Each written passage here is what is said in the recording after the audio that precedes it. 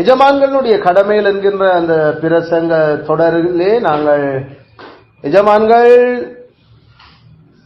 நியாயமும் ஒப்புரவுமாக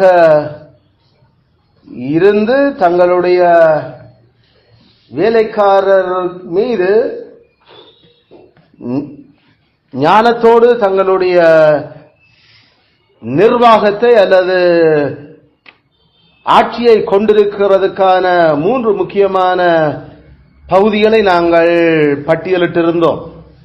ஒன்று, வேலைக்காரருடைய ஆத்மாவுக்கு அவர்கள் நியாயமும் ஒப்புரவுமாக இருக்க வேண்டும் என்று. இரண்டாவது, வேலைக்காரருடைய உடலுக்கு நியாயமும் ஒப்புரவையும் காட்ட வேண்டும் என்று நாங்கள் அந்த 2 விடயங்களையும் பல வாரங்களாக சிந்தித்திருந்தோம். இன்றைக்கு 3வது விடயம், அவர்கள் வேலைக்காரருடைய சொத்துகள், அவர்களுடைய பாத்தியங்கள் தொடர்பாக காட்ட வேண்டிய நியாயமும் ஒப்புரவை நாங்கள் சிந்திக்க போறோம்.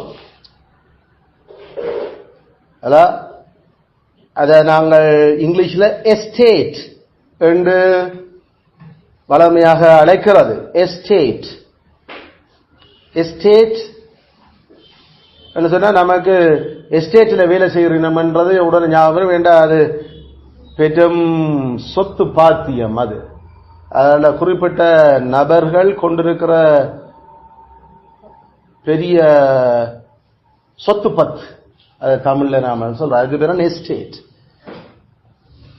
ஏக்கர் கணக்கில், ஹெக்டேர் கணக்கில் தேயிலைகள், தோட்டங்கள், துறவுகள் வச்சிருக்கிறத நாம பொதுவாக அந்த எஸ்டேட் என்று நமக்கு இங்க தெரியும். உள்ள எஸ்டேட் என்று சொன்னா எங்களுக்கு இருக்கிற சேவிங்ஸ், அது நம்ம தற்கால பாஷையில சொல்றா சேமிப்புகளும் சொத்துகளும் காணிகளும்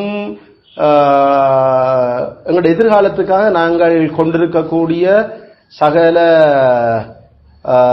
சொத்து பத்துகளை தான் நாம எஸ்டேட் என்று சொல்றோம். தேட்டங்கள், அதெல்லாம் தமிழ் சொல். தேட்டம், பாத்தியம், சொத்து பத்து, இதான் அந்த எஸ்டேட் என்பதுக்கான சொல்லு.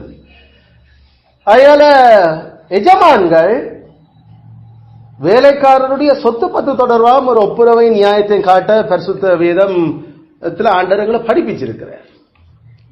வேலைக்காரர் உழைக்கல மட்டும் அவர்களுக்கான சம்பளத்தையும் அவர்களுக்குரிய உடல் சுகங்களுக்குரிய அவருடைய வாழ்க்கைகளுக்கு மட்டும் அவர்கள் நியாயத்தையும் ஒப்புரவையும் காட்டுறது மட்டுமில்லை, அவர்கள் வேலையை விட்டு போகலையும் வேலையை விட்டு போன பிறகும் அவர்கள் தங்களோட குடும்பத்தை பராமரிக்கிறதுக்கு தேவையானவற்றை தொடர்பாக எஜமான்கள் நிகழ்காலத்திலேயே அவர்களுக்கு நியாயமும் ஒப்புரவு செய்ய வேண்டும் என்று வேதம் படிப்பிச்சு கொண்டிருக்கு.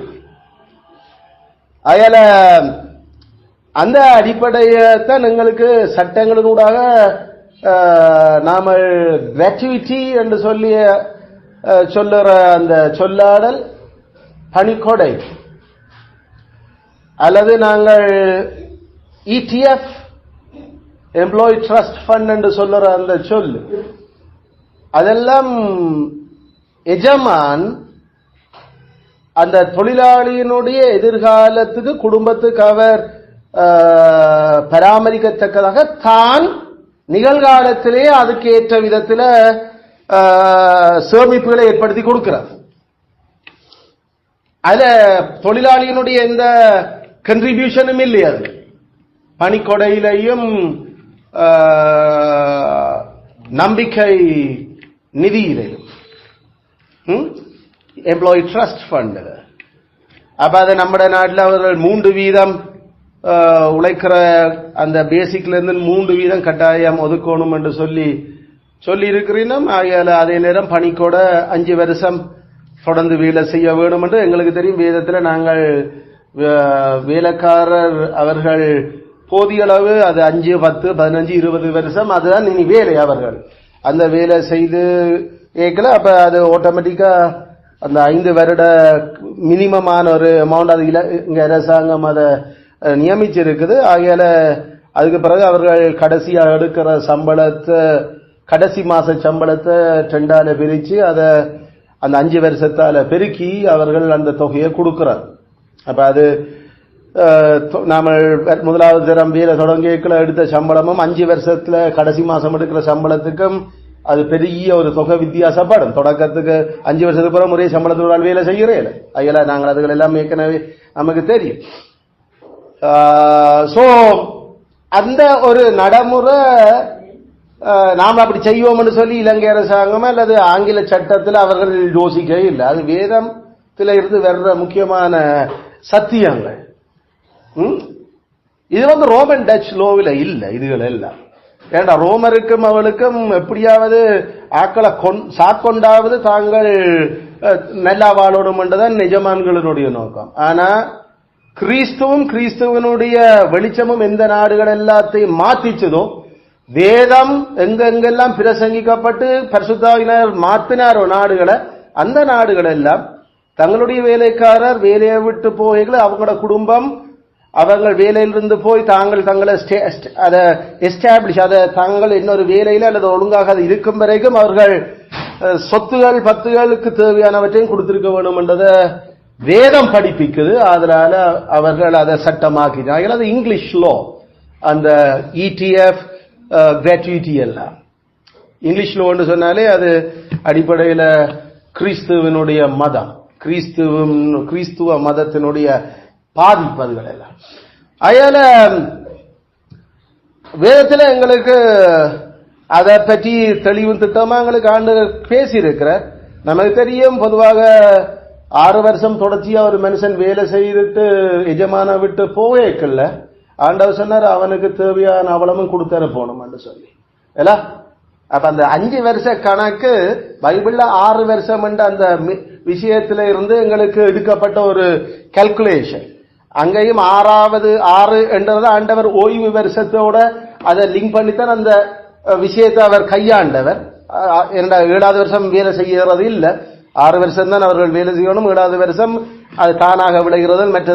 மற்றபடி சின்ன சின்ன விஷயங்கள் அவர்கள் மற்றபடி அந்த அவருடைய வருமான உழைப்புக்காக ஒரு நிலத்தையே அவர்கள் அப்படியே விட்டுட வேண்டும் என்று சொல்லி ஆண்டவர் படிப்பிச்சிருந்தார். அதால கடலோ அல்லது மரங்களோ அல்லது வயலோ ஒன்றிலையும் விதைக்கிறதும் இல்லை, ஒன்றும் செய்யப்படுறதும் இல்லை. அயல அதுகள் மீன்கள் எல்லாம் அது வளர்ந்து அது 1 வருஷமா நல்லா பெருகி இருக்கும். பிறகு அது அடுத்த 6 வருஷத்துக்கு அது ஆண்டவர் அந்த நீதிய ஒப்புரவ தன்னை படைப்புகள்ல காட்டியிருந்தார்.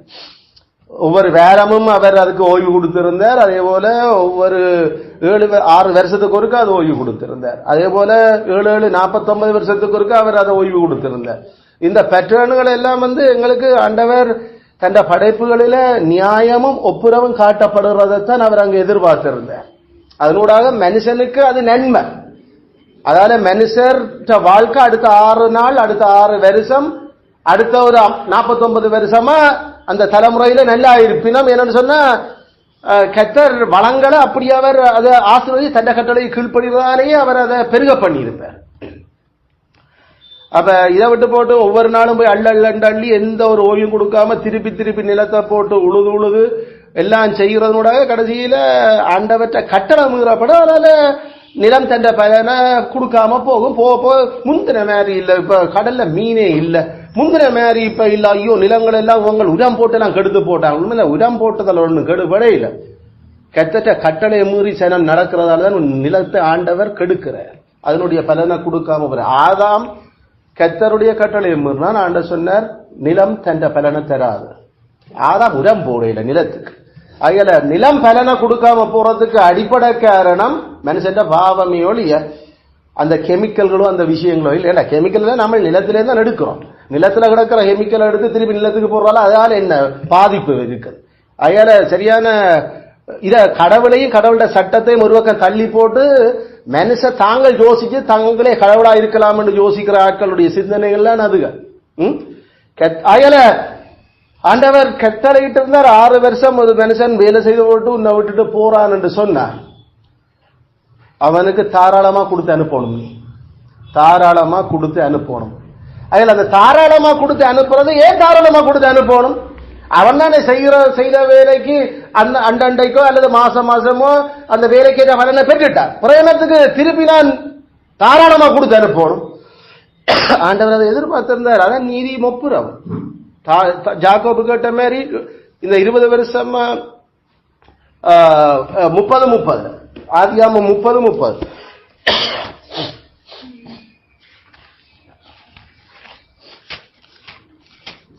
தன் எஜமானாகிய லாபானிட்ட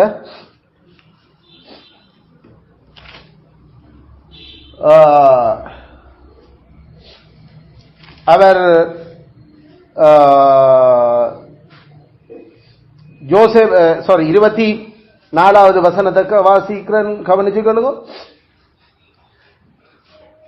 இன்னொரு குமாரனை கர்த்தர் எனக்கு தருவார் என்று சொல்லி அவனுக்கு ஜோசப் என்று பெயரிட்டாள். இதாரு ராகேல்.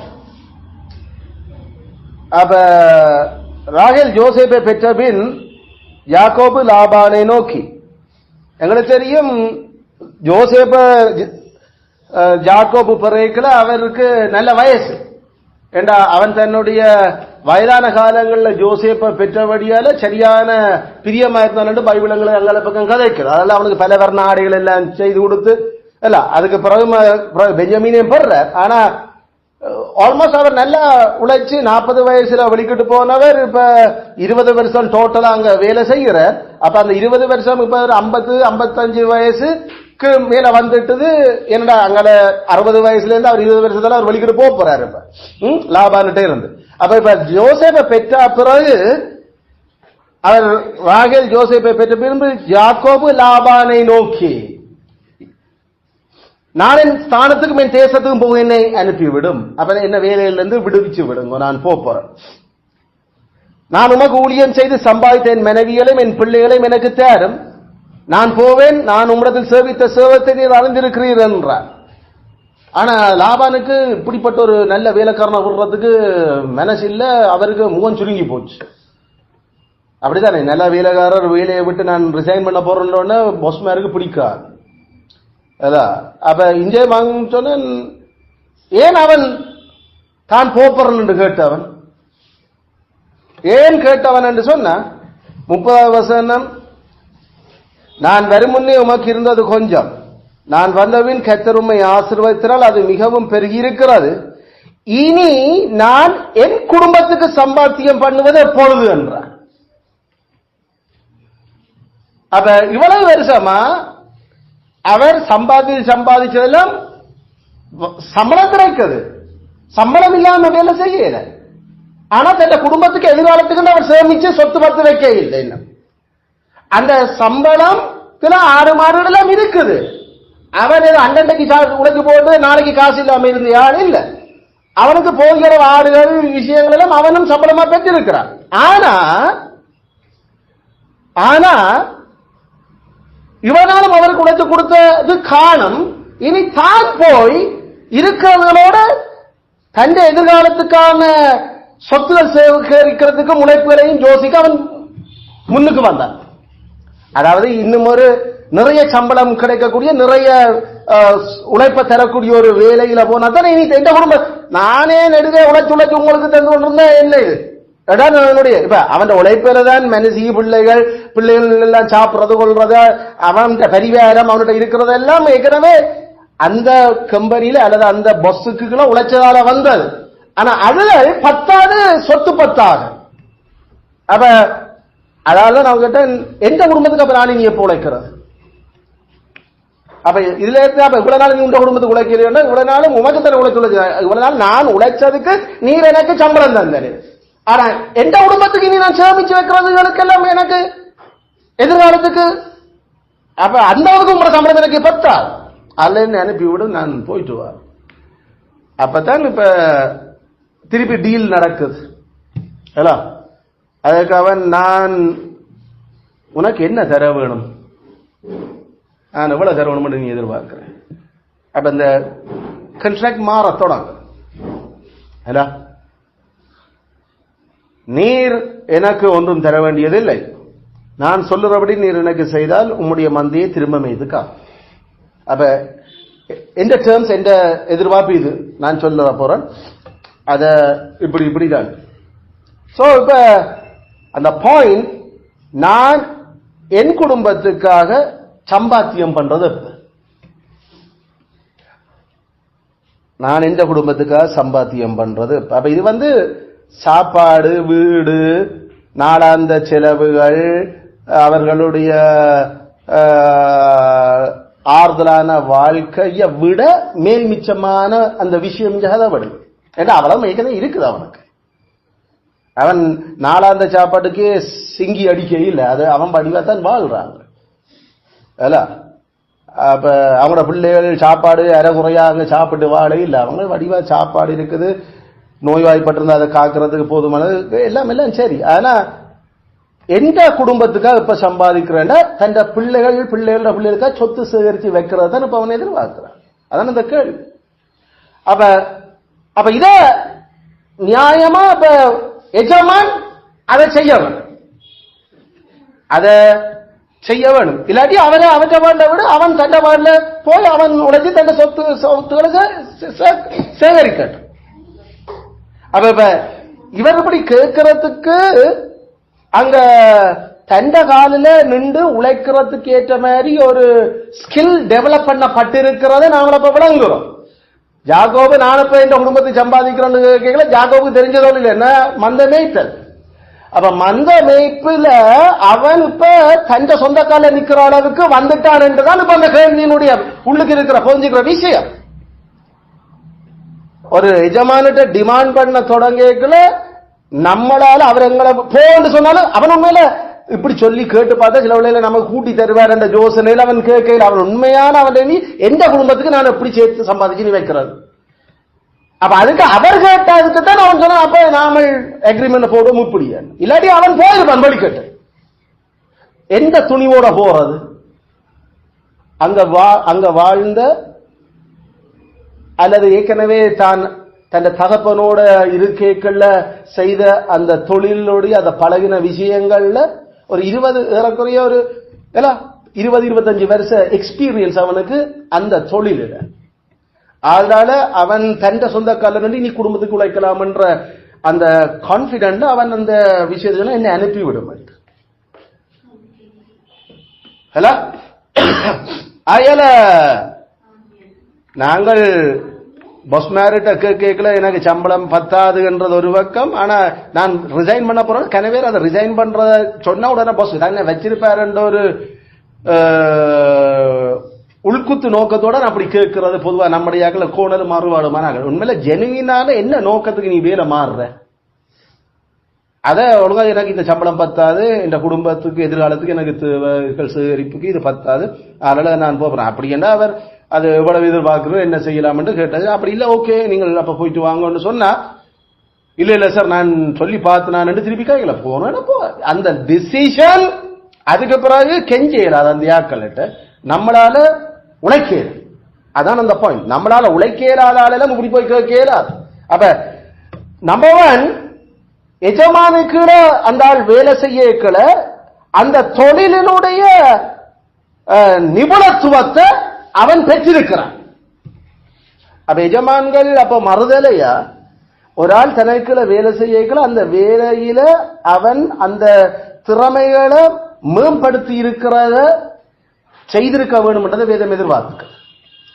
திறமைகள் மேம்படுத்தாம ஒரு மனுஷன் தன் சொந்த குடும்பத்துக்கு உழைக்க இயலாது. அதுக்கப்புறம் அப்ப இதைத்தான் நாங்கள் அப்ரண்டிஸ்லயே தொடர்ந்துல நாங்கள் பார்த்து நாங்கள் வேலைக்காரருடைய கடமைகளை முதல் எடுத்த வீச்சுக்கு மூலதனம் போட்டு முதல் போட்டோரும் இங்க வேலை செய்யறது இல்லை.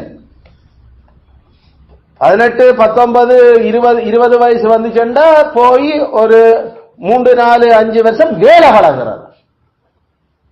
அந்த வேலையை பழகி போட்டு அந்த வேலை பழகும் வரைக்கும் அவருக்கு சம்பளமா ஒன்றும் இல்லை. அந்த வேலை பழகிறதுக்காக அந்த வந்து போற செலவுகள் சரி அவனும் கால என்ன கிடைக்கிறது அதுக்கு பண்ண அவர் தானா விரும்பி ஏதாவது எஜமான் கொடுக்கலாம். அதுக்கு பேர் சம்பளம் இல்லை. அப்ரண்டிஸுக்கு கொடுக்கிறது நாம சொல்றது ஸ்டைப்பன் என்று சொல்லி, இட்ஸ் நாட் சேலரி. ஸ்டைப்பன் அந்த உனக்கு அந்த வந்து நீ செய்யறதுக்கு உண்ட உடுப்பு உண்ட செலவுகளுக்கு அதை கவர் பண்ற அவ்வளவுதான். அதுல அவன் திறமாயிட்டான்ன்றது தெரிஞ்ச கையோட இப்ப சரி உனக்கு நான் சம்பளத்துக்கு வேலை செய்யலாம் என்று அப்ப இனி அவர் அப்ரெண்டிஸ்ல இருந்து இப்ப எம்ப்ளாயி அவர் மாறுற. அப்ப அது இனி கூலிக்கு வேலை செய்ய போறோம். அப்ப அது இன்னும் ஒரு 3, 4, 5, 6 வருஷம் ஓடிச்சதுன்னா இப்ப தெரியும் 10 வருஷமா அந்த வேலை அந்த மனுஷன் தரோவா பழகி இருக்கிறான்.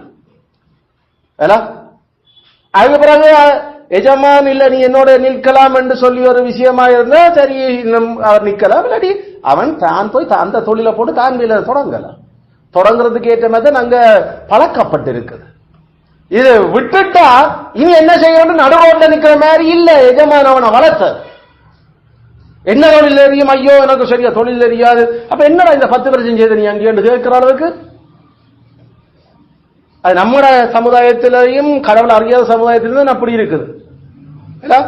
12 வருஷமா பிள்ளைக்கு தொழிலுக்கு பழக்கிறதுக்கு படிப்பிச்சது கடைசியில டெஸ்ட் வரைக்கும் அவன் பாஸ் பண்ணலையோடுங்க. அப்ப இவ்வளவு 12 வருஷமா அப்ப என்ன கிழிச்சேன், என்ன சாப்பிட போட்டு நீ என்ன செய்த, அவ்வளவு 12 வருஷமும் வேஸ்டே. கடைசியில நான் சொல்றது 1ஆம் ஆண்டுல இருந்து A லெவல் வரைக்கும் டோட்டலா அங்க அந்த இலக்கே மிஸ் ஆகி போச்சு. அப்ப இது என்ன செய்ய போகுது 18 வயசுக்கு பிறகு ஒன்றும் என்ன நீ செய்கிறது. அப்ப what is next after A level ஒருக்கும் தெரியாது என்ன செய்யணும். அதுக்கு பிறகு திருப்பி செலவழி 20 வயசுல ஒரு வேலை வளர்க்கறதுக்கு ஒரு ஆள் அனுப்புறதா, அடுத்தது என்ன படிக்கிறேன்னு அனுப்புறது.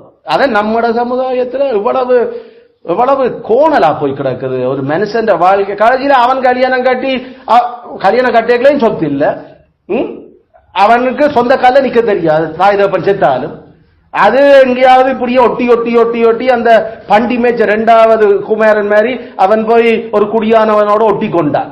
என்ன மாதிரி எங்கேயாவது ஒட்டி ஒட்டி நின்று அது 1 வருஷம் 2 வருஷம் ஒரு இடம், பிறகு ஒரு 2 வருஷம் வேறுகிறாள். இப்படியே புண்ணாக்கு தின்னதான் வேலையா போச்சு தமிழினத்துக்கு. இல்லாட்டி ஓடிக்க வெளிநாட்டில் கக்கூஸ் கழுவுறதும் கூட்டுறதும் அங்க போய் நின்று கல் உடைக்கிறதும் ரெயின் துடைக்கிறதும் கார் கழுவுறதும் இஞ்சோ ஐயோ அதெல்லாம் தொட மாட்டினம்.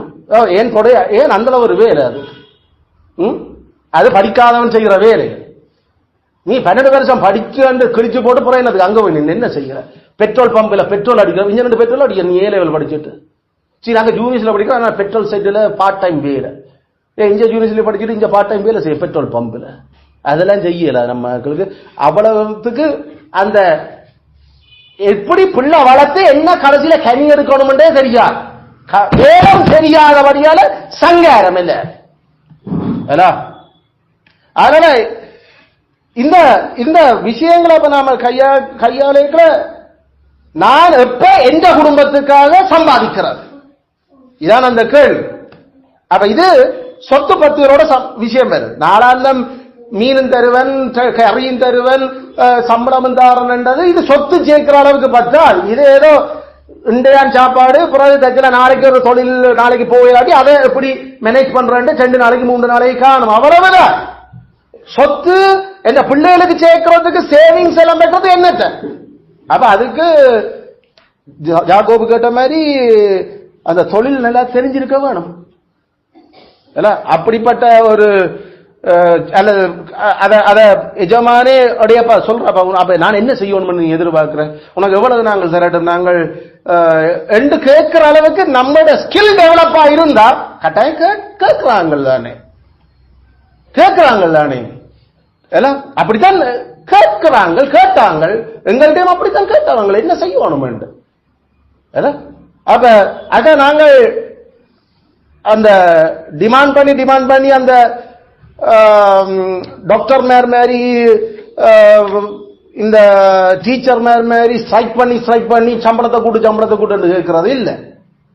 ஐயா உங்களால சம்பளம் அடி என்ன விட்டுடுங்க நாங்கள் போயிட்டு வரோம், ஐயோ சம்பளத்தை கூட்டு நாங்கள் கெஞ்சி கூத்தாடிக்கொண்டு உங்களோட பிச்சு எடுக்க தேவையில்லை. இல்ல ஸ்கில் இருக்குது, படிச்சுக்கிறோம், எங்கேயும் வேலை செய்யலாம் எங்களால. அதனால அவங்களா சரி அப்ப இவ்வளவு தரட்டும், இப்ப இவ்வளவு தரம் ஒரு 6 மாசத்துல நாங்கள் இப்படி கூட்டுறோம் அக்ரிமெண்ட் சரி, அப்ப இவ்வளவு ஒரு $1000 $2000 $3000 தாரம் 2 ஏக்கர் அது டிமாண்ட். அதுதான் நாங்க சரி சேரேக்கல ஒரு 50,000 சேர்ந்தேன் இப்ப நான் புள்ள ஊட்டியெல்லாம் அப்ப இப்ப நான் உழைக்கிறது. அது பிரச்சனை இல்லை, நாம எழுதலாம் உங்களுக்கு உடனடியா நான் 1 லட்சம் 1.5 லட்சம் அது இதோட இப்படி சரி, இன்னும் பாசிபிலிட்டி இருக்கு, நீங்க வெளிநாட்டுக்கு போனா நாங்கள் பே பண்ணலாம், இப்படி போறீங்களோ என்றாலும் சரி. அப்ப எஜமான் ஸ்கில்ல டெவலப் பண்ணி போட்டு அவன் அதை எதிர்காலத்துக்கு என்ன சேமிக்கணும் தேவையானதையும் அதாவது போட்டோம், பிக்ஸ்டுகள்ல போட்டோம், சேமிச்சு போட்டோம், உழைச்சு சும்மா இருக்கே இல்லை, நாங்கள் வேலையில இருந்து அது வந்து நாங்கள் நிக்கல. எதிர்காலத்துல பிள்ளைகளுக்கு அவங்க வேலை செய்யும் வரைக்கும் என்ன எங்களுக்கு இருக்கணும் என்றதுக்கு ஏற்ற விதத்துல பிளான் பண்ணி சொத்து பத்துக்க இப்ப நமக்கு காணி பூமி எங்களுக்கு வேலை அதுல தெரியாது, அப்ப என்ன கட்டாயம் சரி இருக்க வேணும், அதான் சொத்து பத்து கிடைச்சு. அப்ப மில்லியன் கணக்கா சேர்த்து போட்டாதான் பிள்ளைகளுக்கு வளர்க்கல என்ன அவங்களோட செலவுகள் என்ன கால்குலேட் பண்ணி தெரியும். அதுக்கு என்னது ஸ்கில், அதுக்கு தேவை அந்த தொழிலுக்கான தொழில் திறமைகள், அதுக்கான அந்த பேரங்களை டெவலப் பண்ணி இருக்கிறோம். அதை நாமள டெவலப் பண்ண அவங்களே எங்களுக்கு டெவலப் பண்ணணும் புஷ் பண்ணினாங்க. இல்ல நீ அங்க போகணும், இந்த ட்ரைனிங் கட்டாயம் போகணும், இந்த ட்ரைனிங் போய் ஆகணும். நீ நாமல் சில வேலையில இல்ல இங்க இருக்கிற வேலை ஐயோ அதை விட்டுட்டு போயிடாத இல்ல இப்படி என்ன சம்பளங்கள் கூட்டங்கள அடுத்த போனஸ் அதுல எப்படி பிரச்சனையா போகுது, இல்ல கட்டாயம் போகத்தான் வேணும் ஏன்னா உங்களுக்கு ஸ்கில் இல்ல இதுகள்ல. சில வேளையில நமக்கு ஒரு மாதிரி இருக்கு, வீட்டை விட்டுட்டு போகணும் கொள்ளணும், ஆனா அவங்க அந்த கவனம் என்ன ஸ்கில்ல டெவலப் பண்ணினாத்தான் உண்மையில அவங்களுக்கும் பிரயோசனம், கடைசியில நாமல் அதனால நல்லா உழைச்சு சொத்து பத்து சேர்க்கலாம்.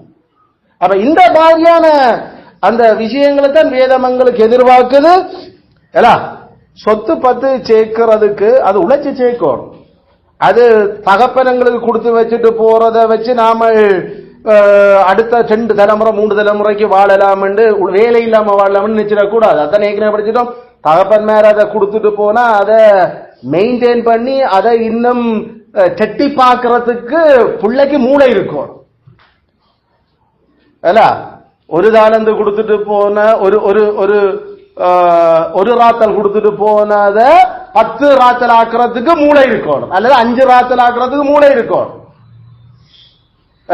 அல்லது ஒரு தாளந்து 2 தாளந்து 3 தாளந்து கொடுத்து போனதை டபுள் ஆக்குறது. சொத்து வேறு, சொத்து தகப்பன்மார் கொடுக்கலாம், ஆனா அதை கட்டி காத்து அதை டபுள் பண்றதுக்கு பிள்ளைகளுக்கு திறமை வேணும், அதை டெவலப் பண்ணணும்.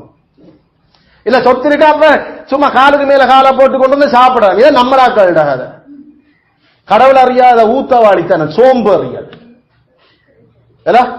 அவன் ஐயோ அவங்ககிட்ட கிடக்கிற சொத்து காணியல் பூமியல் அவங்க சும்மா இருந்து சாப்பிடலாம், சும்மா தான் இருந்து சாப்பிடுது. அதனால ஆதாமுக்கு கடவுள் அப்படியே சொல்லல, இவ்வளவு சொத்து பார்த்து எல்லாம் உங்களுக்கு தானே, ஆனா உழையடாம அதுல சொத்து பத்த உழைக்க வேணும், அதையால டெவலப் பண்ணணும் என்று தேவன் எதிர்பார்த்திருக்கிறார். இல்லாட்டி சோம்பேறியினுடைய வயல் எப்படி போகும் என்றதை வேதம் காட்டுது, அவனுடைய சொத்துகள் சுவரெல்லாம் எப்படி இடிஞ்சு போகும் என்றதை வேதம் காட்டுது. அதுல பெற்றார் சொத்துக்களை பிள்ளைகளுக்காக சொத்து பத்து சேர்த்து வைக்கிறது, பிள்ளைகள் அதுல குளிர்வாஞ்சி வாழ்றதுக்கு இல்ல, அவர்கள் அந்த சொத்துக்களை தங்கட பிள்ளைகளுக்கு இன்னும் எப்படி டெவலப் பண்ணி கொடுக்கணும் என்றதுக்கு தான் வேதம் எதிர்பார்த்திருக்கு. ஏன்னா அதான் பூமியை ஆளுறது, பூமியை ஆடுறதுதான் நினைச்சதா படைச்சது, காலுக்கு மேல காலை போட்டுக்கொண்டு அல்லது நோகாம சாப்பிட்டுட்டு சாகுறதுக்கு இல்ல. அதனால கத்தர் கொடுத்திருக்கிற வரங்கள் டெவலப் பண்ணப்பட வேணும். அந்த டெவலப்மெண்ட்டை நாம மெனோ வரங்களை டெவலப் பண்றதுக்கு பழக்கிறோம். பிறகு உடல் அந்த வரங்களை டெவலப் பண்றதுக்கு படிக்கும். எல்லாருக்கும் 2 தேவை, உடல் பலம் உடல் ஸ்கில்லுகளும் தேவை, மெனோ ஸ்கில்லும் தேவை. அந்த ஸ்கில் மைண்ட்ல இருக்கு கம்ப்யூட்டரை அடிக்க தெரியாம இருந்த என்ன விரியோசனம், அதால ஒரு விரியோசனம் இல்லை. அதனால உனக்கு மண்டைகள் எல்லாம் இருக்குன்னா அதை வெளியில காட்டணும் இல்லை, காட்டுறதுக்கு அது பிசிக்கல் ஸ்கில்ஸ் தேவை. அதுக்குரிய இருந்து ஐயோ அடிச்சா எனக்கு இந்த முள்ளந்தண்டல நோது புறண்டு மைண்டைக்குள்ள இவ்வளவு சிறக்க வச்சுதான் என்ன செய்ய போறேன். அதனால பிசிக்கலாயும் நமக்கு ஸ்கில்கள் தேவை, அதை டெவலப் பண்றது. அதுல இந்த மாதிரியான இந்த விஷயங்களை நாம கேட்கல எங்களுக்கு. அப்ப ஒன்று சொல்லலாம், சொத்து பத்து சேர்க்கிறதுக்கு எப்ப நான் எந்த குடும்பத்துக்கு சம்பாதிக்கிறது என்ற அந்த கேள்வியோட தொடங்கினா, ஒன்று வேலைக்காரர் அவர்களுடைய வேலையில் நன்றாக ஈடுபடுத்தப்பட்டிருக்க வேண்டும். வேலைக்காரர் அவர்களின் வேலையில் நன்றாக ஈடுபடுத்தப்பட்டிருக்க வேண்டும்.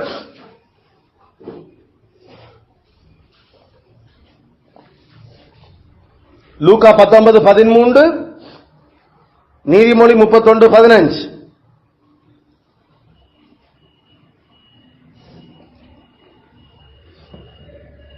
வேலைக்காரர் தங்கள் வேலையில் அவர்களின் வேலையில் நன்றாக ஈடுபடுத்தப்பட்டிருக்க வேண்டும்.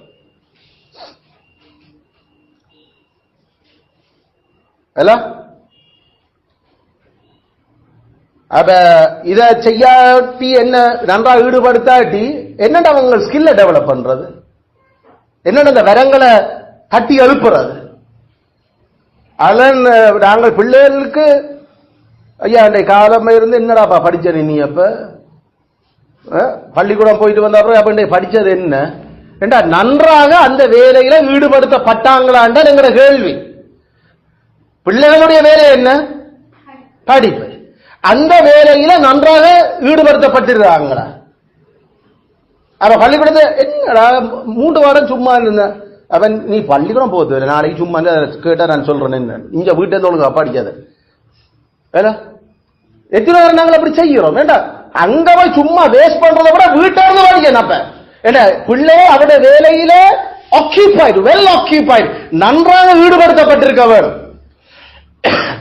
பிள்ளைகள் மட்டுமில்லை, நான் உதாரணத்து பிள்ளைகளுடைய வேலை அது மாதிரி தான் ஆபீஸ்ல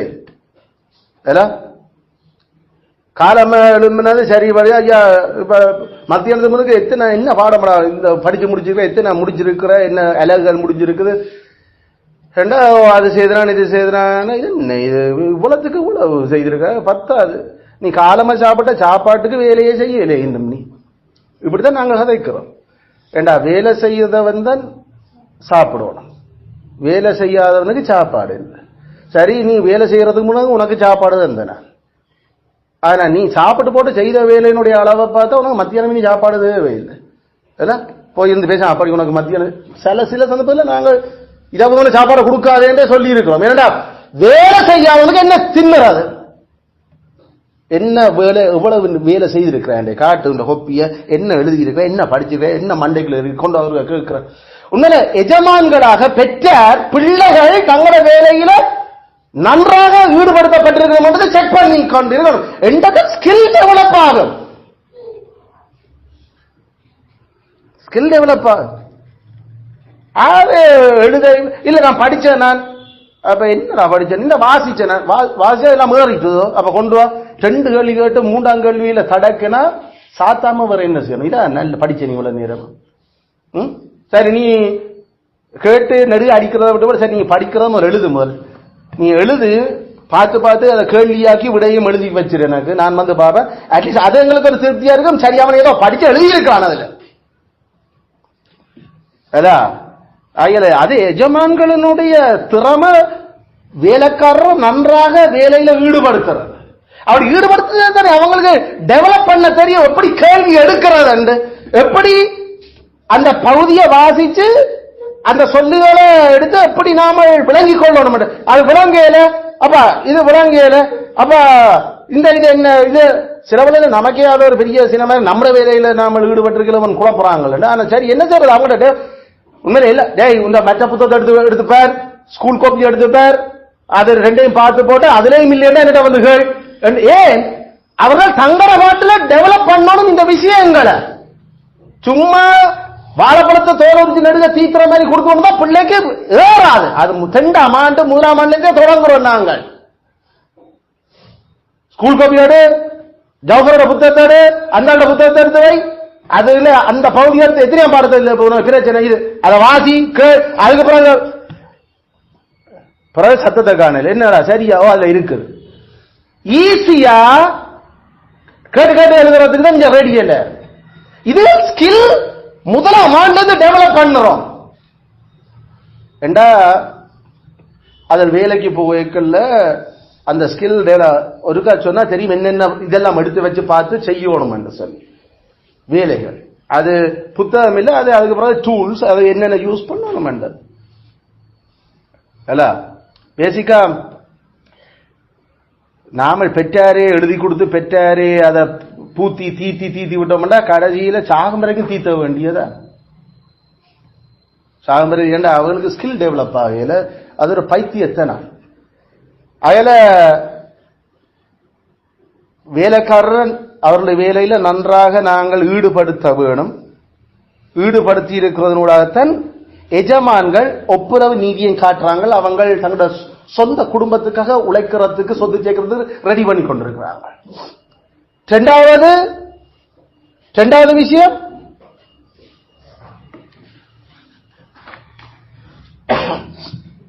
வேலைக்காரர்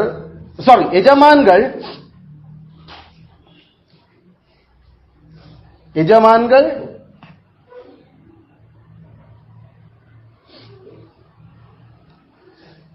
தங்களுடைய வேலைக்காரர்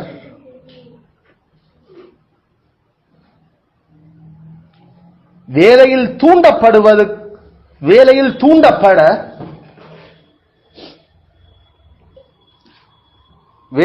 தூண்டப்பட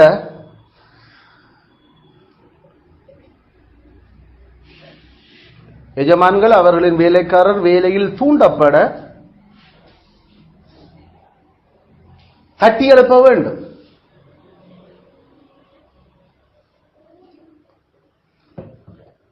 அல்லது உற்சாகமூட்ட வேண்டும், அல்லது தூண்ட வேண்டும். தட்டி எழுப்புதல் என்றா இதை நித்திர கொண்டு இருக்கிறாங்க இல்ல, ஆக்களை தூண்டி விடுறது. ப்ரொவோக் சொன்ன மூட்டுறது, அடுப்பு மூட்டுறன்னு சொல்லும், கொளுத்தி விடுறது. அது நம்முடைய கொளுத்தி விடுறது, கிளப்பி விட்டுட்டான் என்று சொல்லுவீங்க. உண்மையில் அது ப்ரொவோக் என்று சொல்ற அந்த சொல்லு எரிச்சல் கோபத்துக்கும் வரும், அதே நேரம் நல்ல விஷயங்களுக்கும் வரும்.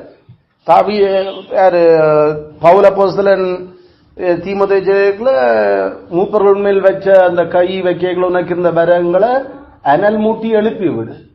அதான் அந்த அனல் மூட்டி நெருப்பு கொளுத்தி எழுப்பலாம் அந்த விஷயங்களை. அப்ப எஜமான்கள் தங்களுடைய வேலைக்காரர் அந்த வேலைகளில அவர்கள் ஈடுபட்டு வரங்களை பெருக்கிறதுக்கு அவர்களை தூண்டி விடணும். அப்ப அதை 1 சாமுவேல் 12:7 1 சாமுவேல் 12:7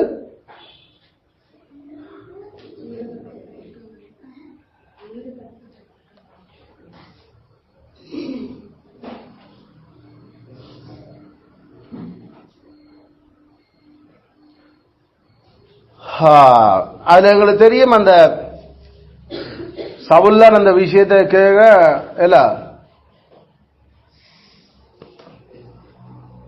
ஜெஸ்ஸியினுடைய மகன் உங்களுக்கு வீடு வாசல் காணியெல்லாம் தருவானோடா என்ற அந்த கேள்வி ஒன்று கேட்டார் தன்னுடைய வேலைக்காரர். என்ற தாவீதினுடைய பக்கம் அவங்க சாய்கிறாங்க என்று பார்த்த உடனே அந்த கேள்வி சவுல்கிட்ட இருந்து வெளியில வருது. நான் உங்களுக்கு காணி பூமி இதெல்லாம் தர்றதுக்கு தான் இவ்வளவு உங்களோட வேலையில நான் வச்சு அதை செய்து கொண்டிருக்கிறேன். Will the son of Jesse give every one of you field and vineyard? 1 Samuel 12:7 1 Samuel 12:7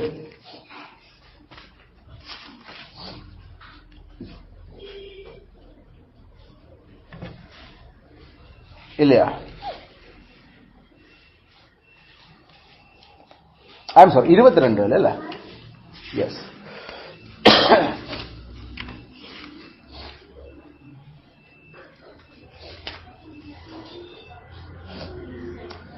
Saul தன்னண்டையில் இருக்கிற தன் ஊழியக்காரரை பார்த்து, பென்ஜமின் புத்திரரே லிசன், ஈசாயின்மான் உங்கள் எல்லாருக்கும் வயல்களையும் திராட்சை தோட்டங்களையும் கொடுப்பானோ, உங்கள் எல்லாரையும் 1000க்கு அதிபதி 100க்கு அதிபதியுமாக வைப்பானோ.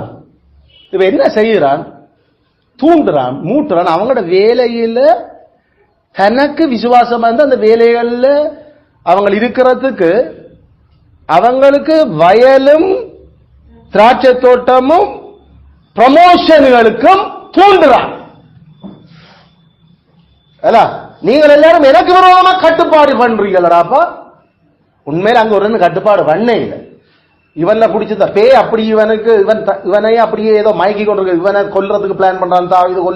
தாவீதும் இவங்களும் ஒரு நாள் கொல்ல பிளான் பண்ண இல்லை. ஆனா சவுலுக்கு எஜமானாக அவனுக்கு தெரியும், உங்கள் எல்லாருக்கும் வயல் திராட்சை தோட்டம் எல்லாம் தந்து, அதாவது எல்லாருக்கும் ஒரே ஏக்கர் நிலம் 5 ஏக்கர் நிலம் உங்களுக்கு எல்லாம் இந்த தோட்டத்தில் கொஞ்சம் இப்படி சொத்து பத்து தருவன் நான் எஜமான உங்களுக்கு தந்திருக்கிறேன், இப்படி தருவான் ஏழுமோ அவனுக்கு ஈசாய் மகனுக்கு என்று அவன் கேட்டான். இதனோட அவன் என்ன செய்வத, அந்த சொத்து பத்துகள் தோட்டங்கள் துறவுகள் எஜமான் தன் வேலைக்காரர் தனக்குல வேலை செய்து டெவலப் பண்ணப்படுறதால இதுகள் அவங்களுக்கு கொடுக்கப்படுறதுனூட இன்னும் அவங்களோட வேலையில அவன் தான் திருப்தி அடைகிறதுக்கும் அவங்களை எதிராளர்கள் திருப்தியா இருக்கிறதுக்கும் அவன் அதை செய்கிறான். சரி, நான் உனக்கு ஒரு தொழில் ஒன்று போட்டு தான் இதுக்கு பிறகு நீ வடிவா பழகு முதல் அதான் இந்த கதைப்படுது. நீ நல்லா வேலை செய்கிறாய், இப்ப இருக்கு நான் ப்ரொமோட் பண்றேன் இதன்றேன் பிரச்சனையில ஒரு எங்கிட்ட வயல் இருக்குது, வயலை கொஞ்சம் நீ பார்த்துக்கொள், அது ஒரு பகுதி உனக்கு தாரம் செய், அதை பிறகு கொஞ்சம் கொஞ்சமா ஏதாவது செய்யலாம். அப்ப இது என்ன நடக்குது, அப்ப அவங்க அந்த ஸ்கில்ல வளர்த்து கொண்டு தாங்கள் எதிர்காலத்தில் அவங்கள நிக்கிறதுக்கு எஜமான் இந்த கதைக்கிறான். இதைத்தான் நாங்கள் சொல்றோம், வேலைக்கு போனா வேலை இது எஜமான்களுடைய பொறுப்பு. தங்களுக்கு வேலை செய்கிறவன் எதிர்காலத்தில் அவங்க தங்களோட குடும்பத்துக்கு உழைச்சு கொடுக்கறத்தக்க விதத்தில் அந்த ஸ்கில்ல டெவலப் பண்ணி வச்சிருக்கிறான். கனவேருக்கு பிரச்சனை தங்களுக்கு போட்டியா வந்துருவான், இவன் வேலையை விட்டு போறான். அதனால ஒரு அக்ரிமெண்ட் எழுத யோசிக்கிறாங்க, நீ வேலையை விட்டு போனா 5 வருஷத்துக்கு இந்த வேலை செய்யக்கூடாது. எப்படி இருக்குது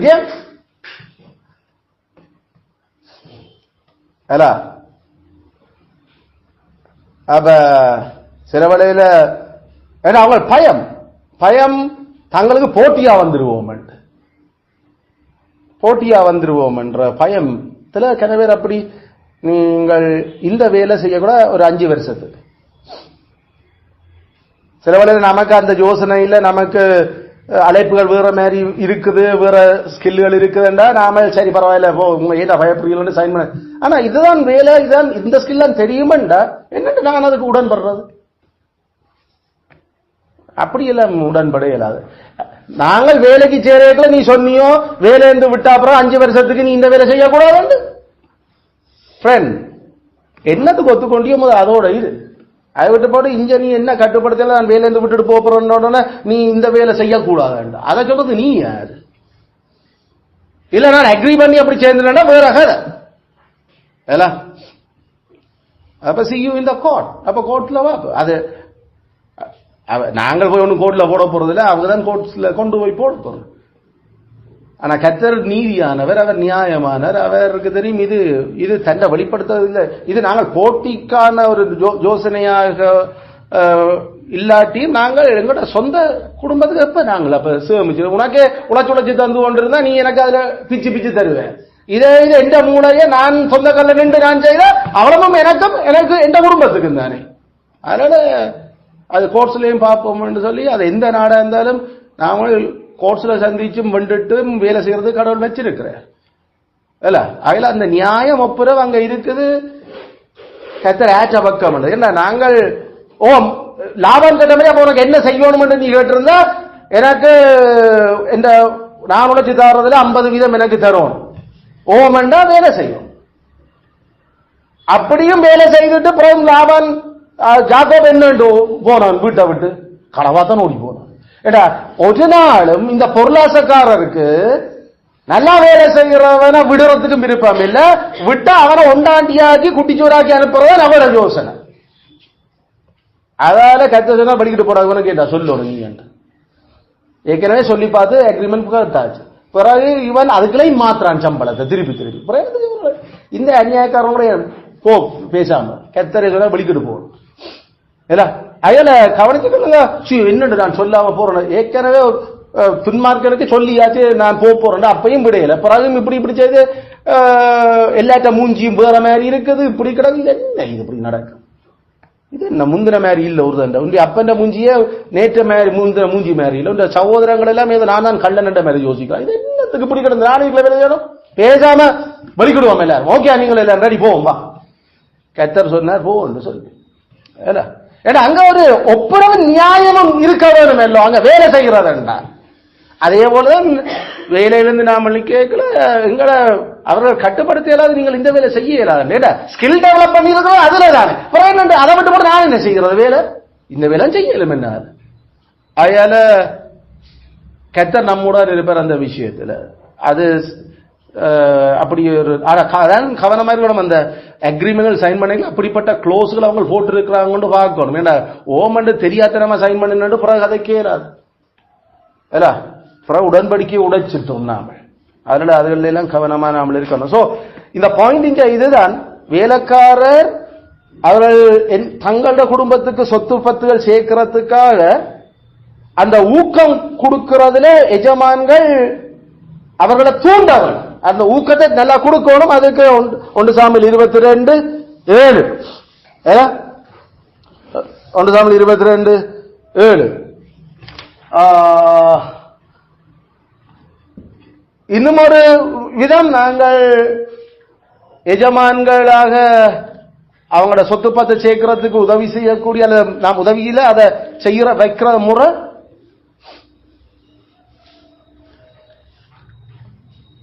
வேலைக்காரருக்கு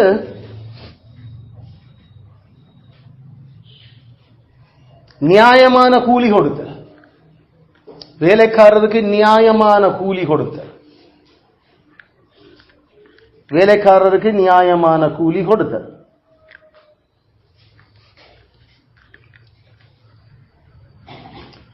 நியாயமான கூலி என்று சொல்றது அந்த வேலைய நாங்கள் செய்யறதுக்கு எங்களுக்கு ஒத்துக்கொண்ட அந்த கூலி அது நியாயமான கூலி. அந்த வேலையை விட மேலதிகமா நாம வேலை செய்ய இப்ப டேர்ம்ஸ் மாறுது. அதாவது ஒத்துக்கொண்டதை விட இப்ப விஷயம் மாறுது. அப்ப அதுக்கு நியாயமான கூலி கொடுக்கணும். அதுக்கு கொஞ்சம் அதோட சேர்த்து செய்யுங்க நான் இதையும் தாரணும்னு சொல்லி அந்த சேர்த்து செய்யுங்கன்றது எவ்வளவு வேற அமௌண்ட் இப்ப கேள்வி. அந்த சேர்த்து செய்யக்குள்ள ஏற்கனவே ஒத்துக்கொண்டது செய்ததால செலவழிஞ்சு போன பெலத்தோட இப்ப மேலதிகமா இப்ப நாம செய்ய போறோம். அப்ப முதல் தொடங்கின வேலை செய்த பெலத்துக்கும் இப்ப மேலதிகமா செய்ய போற வேலைக்கான பெலத்துக்கும் இடையில வித்தியாசம் இருக்க போகுது. முதல் ஒத்துக்கொண்ட வேலை செலவழில அதுக்காக நாம பிரயாசப்பட்டு கொண்டிருக்கல நமக்கு இல்ல இதுவும் பார்த்து செய்த தரலாம் ஏதாவது பார்த்து தரலாம் என்ன பார்த்து தர போறேன் நியாயம் ஒன்று இருக்குது எல்லாம் நியாயம் ஒன்று இருக்குது. அப்ப நாம ஓட்டோ ஒன்றை பிடிக்கிறோம் ஒரு இடத்துக்கு போறதுக்கு அதுக்குதான் பிடிச்ச நாம போய் அங்க இறங்கிக்கல நாங்கள் ஜோசன நல்ல இது அப்ப அடுத்தது போகணும் அங்க ஒரு நியாயமான ஒரு விஷயம் கூலி விடுபட வேணும். இப்ப நியாயமான கூலி என்று அவனை மொத்த கொள்ளணும் எல்லாம் அவனுடைய அண்ணன் இது 10 என்று சொன்னால் அப்ப நியாயம் இல்ல விஷயம். அப்ப அதை முதலே நாமல் அதை கதைக்க வேணும் என்ன என்று சொல்லி அல்லது எங்களுக்கு ஒரு அளவுக்கு தெரியணும் இங்க இருந்து அந்த இடத்துக்கு போறதுக்கு எவ்வளவு தொகை சும்மா நாம கொடுக்க வேண்டி இருக்கு பொதுவா. அப்ப அதுல இருந்து ஒரு 5 ரூபா 10 ரூபாய் குறைச்சு கொடுக்கிற அவருக்கு 2 முறையடியா வர்றபடியா அதே நாம அறாவிலைக்கு திருப்பி அவன் வேலையை உழைப்பை நாம் எடுக்கலாம். அதெல்லாம் ஒரு வட்டி உழைக்கிறது ஒரு வட்டி எடுத்துக்கொண்டு வாரத்துக்கும் பிறகு பட்டி நாம கடலை பட்டி கதைக்கிறோம் அங்க பிடிச்ச மீனை பிடிச்சு போறோம் அடுத்த பட்டி போய் இழுத்து போட்டு வாரதுக்கும் பிறகு 3ஆம் பட்டி போய் இழுத்துட்டு வாரதுக்கும் போன 5 மணில இருந்து வேலை செய்ய 3ஆம் பட்டி இழுக்கல எங்களோட பெலன்ல அங்க மூச்சு முட்டி நாம போய்கொண்டிருக்கோம். பழமையா நீ கொடுக்கிற நாம பண்ற 3000 ரூபாய் சம்பளத்தோட உனக்கு 500 ரூபாய் கூட்டி தரணுன்றது என்ன நியாயம்? அதுல இதே அடுத்த நாள் போய் பட்டியல் தான் 3000 ரூபாய் தருவாரு. எவ்வளவு ஒரு பொருளாச எஜமான்க அது நியாயமான கூலி இல்ல. நியாயமான கூலி இல்ல. பார்த்து தரணுன்றது என்னடா இன்னொரு பட்டியல நீ லட்சக்கணக்கா உழைக்கிற அந்த பட்டியலுக்கு வந்து 500 ரூபாய் எனக்கு கூட தர இதெல்லாம் ஒரு நியாயமான கூலி? வேலைக்காரருடைய கூலி கர்த்தரை நோக்கி கூப்பிடுது. அதான் ஜாக்கோப்ல சொன்ன எஜமான்களே அவங்களோட கூலி கூப்பிடுது கத்தரை நோக்கி, நீ என்ன கொடுக்குறிய பொருளாசக்கார, கத்தரல் அதுக்கு உங்களை தீர்க்க போறேன். அப்ப அந்த ஜஸ்ட் வேஜ் நியாயமான கூலி தருவன் என்று சொல்லல. அந்த திராட்சை தோட்டக்காரன் என்ன செய்தவன்? திராட்சை தோட்ட எஜமான். நான் பார்த்தோட நியாயமா தருவன் போகண்டா, அவன் என்ன நியாயமா பார்த்தான்? அன்றைக்கு அந்த வீட்டுக்கு போய் தன் குடும்பத்துக்கு அவன் சாப்பிடுறதுக்கு முன்வைக்கிறதுக்கு போகமா இருக்க வேண்டும். ஆனா வேலை செய்த ஒரு மணித்தியாலம் தான். அங்க நியாயம் என்றது அந்த வேலைக்காரனுக்கு பின்னால தங்கி இருக்கிற ஆட்களையும் சேர்த்துத்தான் அந்த வியூ எடுக்கப்படுகிறது. வேலை செய்ய உனக்கு தான் சம்பளம் இல்ல, அவனுக்கு பின்னால தங்கி இருக்கிற ஆட்களுக்கு என்ன பாங்க? நியாயமான கூலி. அயல நியாயமான கூலி கொடுக்கறதுல நூடாக அங்க நியாயமும் ஒப்புரவத்தையும் பேணுறாங்க. அப்ப அந்த நியாயமான கூலியை கொடுத்துட்டு வேலைகள் நாம ஒரு வேலை செய்ததுக்கு அன்றைக்கு 3000 ரூபாய்ண்டா, 2 வட்டி எடுத்துட்டு வரையல சரி எனக்கு 6000 இல்லாட்டி 5000 ரூபாய் தாரேன்டா, சரி 3 வட்டி எடுத்துட்டு வரையல எனக்கு 9000 இல்ல சரி 8000 ரூபாய் தாரேன்டா கூட. ஆனா போகும் என்ன பலன் சரியா குறைஞ்சு கொண்டல போகும். அந்த மூச்சு பிடிச்சி நாம நின்று எழும்புற உண்மையிலே நாமளே என்ன செய்யறோம்? நாங்கள் ஐயோ கூட வேலை செய்துட்டு சரி பார்த்து வரா கொஞ்சம் கூட தான் கொடுக்கிறது. இது உடுக்கிறத குறைச்சு இன்னும் குறைக்கிற அளவுக்கு வர்றதுக்கு அது நியாயமே இல்லை. இப்ப அப்படி உழைச்சு கொண்டு வந்த ஒரு ஒரு ஆள் இன்றைக்கு 8,000 ரெடியா சாப்பிட்டு முடிக்கிறது இல்லை. அப்ப அவங்க என்ன செய்ய போறாங்க? நிச்சயம் ஒரு 5000 ரூபாயை சாதிக்க போறாங்க. அப்ப இதனோட என்ன நடக்க போகுது?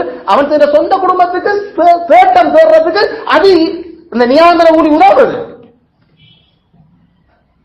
500 ரூபாய் கொடுத்துட்டு என்னத்தை செய்யலாம்?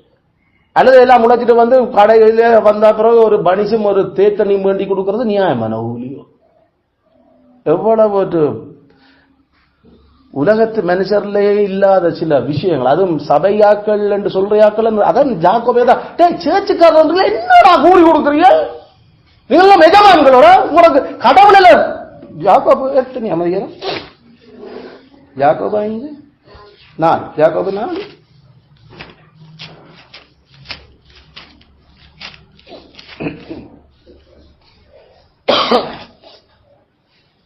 ஜாக்கோபு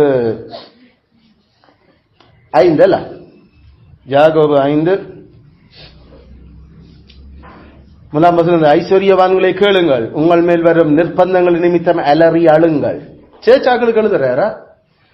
உங்கள் ஐஸ்வர்யம் அழிந்து உங்கள் வஸ்திரங்கள் பொட்டரித்து போயின, உங்கள் பொன்னும் வெள்ளியும் துருப்பிடித்தது, அவையில் உள்ள துரு உங்களுக்கு விரோதமாய் சாட்சி அந்த அக்கினியை போல உங்கள் மாம்சத்தை தினம் கடைசி நாளிலே பொக்கிஷத்தை சேர்த்தீர்கள். இதோ உங்கள் வயல்களை அறுத்த வேலைக்காரருடைய கூலி உங்களால் அநியாயமாய் பிடிக்கப்பட்டு கூக்குரல் இடுகிறது. அறுத்தவர்களுடைய கூக்குரல் சேனைகளுடைய கர்த்தரின் செவிகளில் பட்டது. பூமியில் நீங்கள் சம்பிரமாய் வாழ்ந்து சுகபோகத்தில் உழன்றீர்கள். கொளுத்தவளை அடிக்கிற நாளில் நடக்கிற போல உங்கள் இருதயங்களை போஷித்தீர்கள். நீதிமானை நீங்கள் ஆக்கினைக்குள்ளாக தீர்த்து கொலை செய்தீர்கள், அவன் உங்களோட எதிர்த்து நிற்கவில்லை. இப்படி இருக்க சோதரே கர்த்தர் வரும் அளவு நீடிய பொறுமையாருங்கள். இதோ பயிரிடுறவன் பூமியின் நற்பலனை அடைய வேணும் என்று முன்மாரியும் பின்மாரியும் வருமளவு நீடிய பொறுமையோட காத்திருக்கிறார். நீங்களும் நீடிய பொறுமையோடு இருந்து உங்கள் இருதயங்களை ஸ்திரப்படுத்துங்கள், கர்த்தரின் வருகை சமீபமாயிருக்கிறது. சகோதரர், நீங்கள் நியாயம் தீர்க்கப்படாதபடிக்கு ஒருவருக்கு ஒரு விரோதமாய் முறையிடார்கள். இதோ நியாயாதிபதி வாசல் படியில் நிற்கிறார். நீதிமான்கள் கூலி ஒன்று கூலி எப்படி அநியாயமா பிடிச்சு வச்சிருக்கிறதுக்கு அவங்க கர்த்தரை நோக்கி தான் கூப்பிடலும், கொலரா பிடிச்சி அடிபடையலும். நீதிமான்களையே இப்படியே அவங்க பெலனை உறிஞ்சி இதை உறிஞ்சி கடைசியில் என்ன செய்யறாங்க? கொலை செய்கிறாங்க. கொலை ஆள உண்மையா வெட்டே இல்லை. அவன்கிட்ட வேலை வாங்கி கூலி ஒழுங்கா கொடுக்காமலே அவங்களோட பெலனையும் அவங்களுடைய எதிர்கால சந்ததியும் வேற இருக்கிறாங்க. கொலை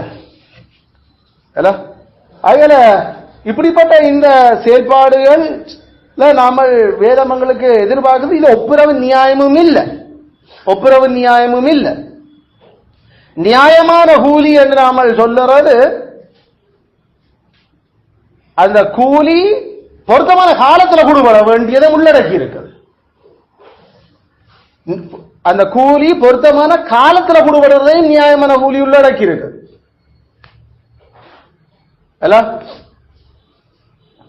லேவியராகமம் 19:13, உபாகமம் 24:15.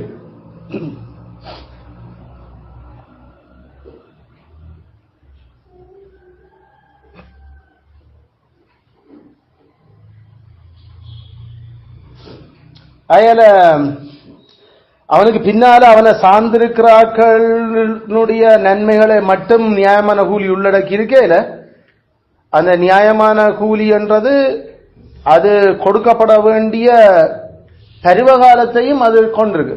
அதனால நான் சொன்ன கூலி அன்றைக்கு சாயங்காலத்துக்கு முன்னுக்கு கூலி கொடுத்துருவோம்.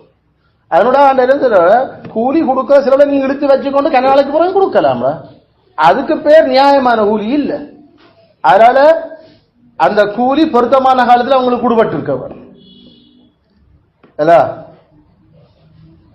கூலி நாம எவ்வளவு நேரம் வேலை செய்கிறோம் என்றதுல இல்ல நியாயமான கூலி தீர்மானிக்கப்படுகிறது. எங்களுடைய வரங்கள் எவ்வளவுக்கு பயன்படுத்தப்பட்டிருக்கின்றதுல நியாயமான கூலி தீர்மானிக்கப்படுது. எங்களுடைய வரங்கள் எவ்வளவுக்கு பயன்படுத்தப்பட்டிருக்கின்றன, எவ்வளவு நேரம் வேலை செய்கிற என்றதுல இல்ல நியாயமான கூலி. என்னப்பா ஒரு அரை மணி நேரம் அதுக்கு ஒரு நாள் சம்பளம் கேட்கிறியோ? இப்ப பாயிண்ட் இதுதான். இதே வேலையை ஒரு நாள் ஃபுல்லா நின்று நான் செய்துட்டு போகலாம். அங்க கேள்வி அந்த வரம், எனக்கு இருக்கிற அந்த வரம் அந்த குறிப்பிட்ட ஆளுக்கு எவ்வளவுக்கு தேவை என்றுதான் அந்த நியாயமான கூலி இருக்குது. அதனால நம்முடைய அந்த 8 மணித்தியால வேலை, அப்ப 8 மணித்தியால புரிய வேலை தான் செய்யும். அப்ப சரி நாமளே ஏதாவது இதே 5 மணித்தியால வேலை செய்வோம், 3 மணித்தியால போகிறா நீங்கள் என்ன செய்வாங்க? ஆனா 8 மணித்தியால வேலையும் செய்திருப்போம். எது கூட வேலை நடக்கும் நினைக்கிறீர்கள்? 5 மணித்தியால வேலை செய்துட்டு போவாங்க.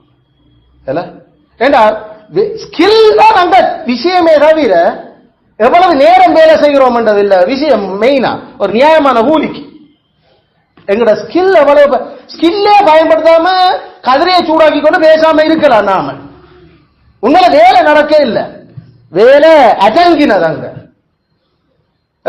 நம்முடைய வீடுகள் கட்டுறதும் நம்முடைய இந்த பேமெண்ட்டுக்கு கல் எடுக்கிறதுல இதை பார்த்தா மனுஷனுக்கு விஷயம் தான் வருது.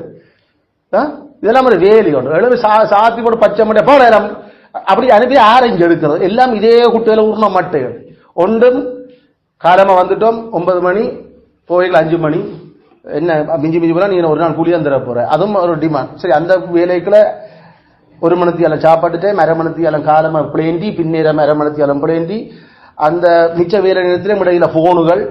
அப்ப என்ன அங்க வேலை உண்ட ஸ்கில் என்ன? நீங்க ஒன்றும் பண்ணாமடா இதை கட்டி முடியுங்கோ, எவ்வளவு குயிக்கா கட்டி முடியுங்கோ நான் தந்துடுறேன். 2 கிருகிறான் கட்டி போட்டு 3 மணிக்கு தான் போயிட்டாங்க. அப்ப இந்த விஷயம் என்ன? ஸ்கில் அந்த வரம் எந்த அளவுக்கு பயன்படுத்தப்பட்டிருந்தால் கூலி. எவ்வளவு நேரம் வேலை செய்யறது இல்ல கூலி. ஏண்டா வரத்தை வினைத்திறனா விளைதிறனா பயன்படுத்தாமலே காலத்தை இழுத்தடிக்கலாம் ஆக்க. நாம சில விளையில பிள்ளைகளை படிக்க விட்டா அது இல்ல, அது ஒரு சில பேர் இல்ல, அப்படி சில பேர் கிருகிரு செய்து போட்டு அப்பா முடிச்சுட்டேன். என்னடாப்பா முடிச்சுட்டியா படிக்க கொண்ட வாப்பா இருக்கா ஏண்டா உண்மையா முடிச்சாரு இருக்கிறேன். ஆனா மற்ற முடிச்சுட்டியாடா முடிச்சுட்டியாடா என்னடா செய்யறா இவ்வளவு நேரம், இது இன்னொரு வகை. அப்ப நம்முடைய ஆட்களுக்குள்ளேயே அந்த வேலையை கெதியண்டு முடிச்சு போட்டு அடுத்த வேலைக்கு அல்லது அந்த மிச்ச நேரத்துல தங்களுக்கு பிரியமா அல்லது அடுத்தது என்ன இப்ப இதை இப்படி செய்ய எஜமான என்ன செய்வா? அப்ப முடிச்சுட்டியோ ஓகே, அப்ப அடுத்தது நாம ஏதாவது செய்யறதுக்கு பார்ப்போம். அப்ப இதே எந்த மாதிரியான எஜமானுக்கு அது பொருத்தம்? வேதம் தெரிஞ்சவனுக்கு. இது எஜமான் இன்னும் எப்படி வேலை வாங்கலாம் என்று இருக்கிற அந்த பொருளாசக்காரனா இருந்தா கொஞ்ச சம்பளத்துல கூட வேலை எப்படி வாங்குதல் என்றவனுக்கு கொஞ்ச சம்பளத்தில் அதை விட கொஞ்சமா எப்படி வேலை செய்தல் என்றதான் நம்முடைய யோசிக்கிறாங்க. ஏன்னா இந்த யோசனையே எனக்கு கொஞ்சம் சம்பளம் வந்து கூட வேலை வேண்டது, நீ அந்த சம்பளத்துக்கு எப்படி கூட வேலை செய்யறது நான் செய்து காட்டுறேன். ஏன்னா அதன் பொதுவா அவிசுவாசிகளுடைய இவர் இப்படி செய்த நான் இப்படி செய்தேன்.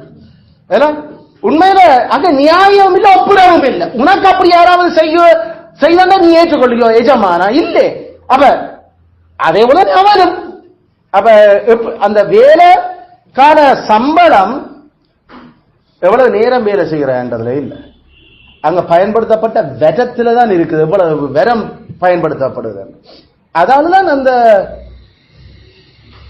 என்ஜினியர், டாக்டர்ஸ் அல்லது அந்த அந்த வெரம் கூடுமையாக்களுக்கு கொஞ்ச நேரத்திலையும் சம்பளம் கூடத்தான்.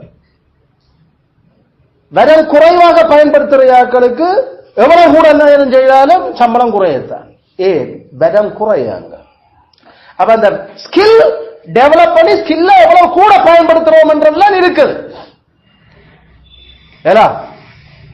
இப்ப என்ன, இப்ப நாம நாளைக்கும் செய்யலாம் தானே இந்த வேலை. நான் முதல் வேலைக்கு போய்க்கல இன்றைக்கு இதான் வேலை என்றோட கிரு வேண்டு செய்து விட்டோம். அப்ப நாளைக்கு என்ன வேலை இருக்குது, ஐயோ இன்றைக்கு மிச்ச வேலை இல்லைன்னு இப்படித்தான் நாங்கள் யோசிச்சோம். நாங்கள் ஃபர்ஸ்ட் டைம் வேலை பிறகு வீட்டை வந்து இப்படி போனா ஒவ்வொரு நாளும் அப்ப நமக்கு வேலை இல்லாம போகுது. வேலை ஏன்னா வேலை முடிக்கிறோம், ஆனா அங்க போனா அப்புறம் தெரியுது நாம செய்த அதே வேலையை ஒரு 2 நாள் செய்து கொண்டிருக்கான். ஏன்னா அதை இப்படி ஸ்பீடா ஒன்றும் செய்ய தேவையில்ல, வடிய ஆறுதல செய்யுங்க. அங்க இருக்க மிச்சம் நமக்கு சொல்லி தருது. நமக்கு இது என்னடா அப்ப இப்படி கிடக்கு ஏன்னா பிறகு நாம அப்படி செய்ய நமக்கு டைம் பத்தேன் வேலை முடிக்கிறது. ஏன்னா அந்த அளவுக்கு வேலை கிடக்கு. நாங்கள் அவ்வளவு ஸ்பீடா செய்தும் யோசனை மண்டை கலங்கி மூளை இதண்டி மண்டை நொந்து எல்லாம் அந்த அளவுக்கு நொந்து, கண் நோவுது, இது நோவுது, கால் நோவுது, ஆனா வேலை முடியுது. ஏன்னா அவ்வளவு வேலை கிடக்கு. அப்படி வேலை செய்யறவனுக்கு தானே லட்சக்கணக்காக தூக்கி சம்பளம் கொட்டுறாங்க. அப்படி வேலை செய்யறதா லட்சக்கணக்காக தூக்கி கொட்டுறாங்க. மற்றதோட வேலையை பார்த்துட்டு இதுக்கு ப்ரொமோஷன் இல்லை, இந்த முறை உனக்கு போனஸும் இல்லை போ. ஆனா நம்மட வேலைகளை பார்த்தா நிக்கிறவனுக்கு அவன் நம்பி உள்ள கட்டாயம் கொடுக்கணுமா அவனுக்கு, அது ஒண்ணும் செய்யாது. எனக்கு இல்லாட்டியும் அவனுக்கு நீங்க ப்ரொமோஷன் கொடுத்தே ஆகணும் என்று நம்மட பொஸ்மார் அந்த அளவுக்கு டிஃபெண்ட் பண்ணி கதைக்கிற அளவுக்கு விஷயங்கள் இருந்தா, ஏன்னா அந்த அளவுக்கு நமக்கு நாம வேலை ஸ்கில்ல காட்டுறோம். அங்க வேலையில ஸ்கில் காட்டப்படுது, டைம் இழுக்கிறது இல்லை, டைம் இழுக்கிறது இல்லை. அதனால நமக்கு கோபம் வர்றது, என்ன இவ்வளவு நேரம் செய்தனியோ, இவ்வளவு நேரம் சமைக்கிறியோ, என்ன இது எத்தனை என்ன நடக்குது, என்ன இல்ல உனக்கு வளம், ஏன் இவ்வளவு நேரம் எடுக்கிற? அப்ப ஏன்னா அந்த டைமுக்கும் டைம் இல்லை இந்த விஷயம். அந்த ஸ்கில்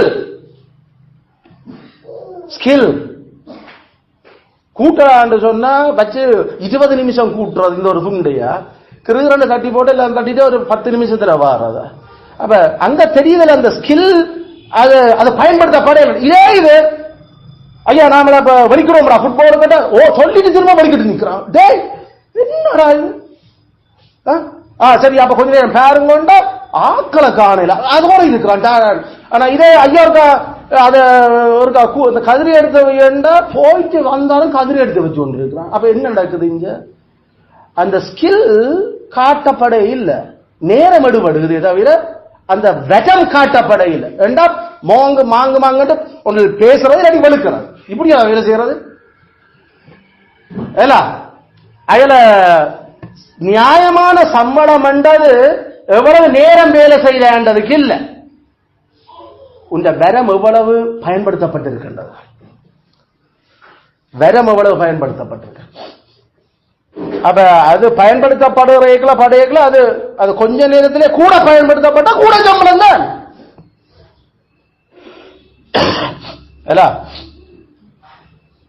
அதனால நாம சரியான அந்த சம்பளம், நியாயமான சம்பளம், காலம் சார்ந்திருக்கிறவர்கள், அடுத்தது வரங்கள் எவ்வளவு பயன்படுத்தப்பட்டிருக்கு. அதுதான் மேன்மையான வரங்களை நாடுங்கள், மேன்மையான படிப்புகளை நாடுங்கள். ஏண்டா வரம் எது கூடவோ அந்த வரங்களுக்குரிய படிப்புகள் படிச்சாதான் அது நமக்கு வரங்களை, ஏன்னா அது பூமியை ஆளுறதுக்கு சரியான பிரயோசனமான வரங்கள். எல்லாருக்கும் பொதுவாக இருக்கிற வரம் என்று சொன்னா பெருசா டிமாண்ட் இல்லை ஒருவருக்கு. அதான் அந்த ஸ்கில்களை டெவலப் பண்றதுக்கு நாம எஜமான்களாக ஆட்களுக்கு அதை கொண்டு போறோம்.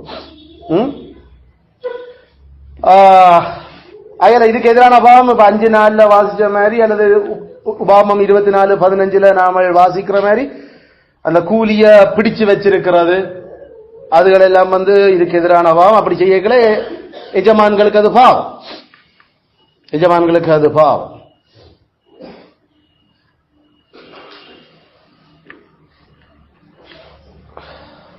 சோ இது நாம எத்தனையாவது விஷயம் நாம பார்த்தது? மூன்றாவது விஷயம் வேலையை நன்றாக ஈடுபடுத்த வேணும். அடுத்த வேலை செய்யறதுக்கு தூண்ட வேணும். மூன்றாவது நியாயமான கூலி கொடுத்த வேணும். இன்னும் அடுத்த 3 விடயங்களுக்கு நாங்கள் அடுத்த முறை அதை பார்ப்போம். அதில்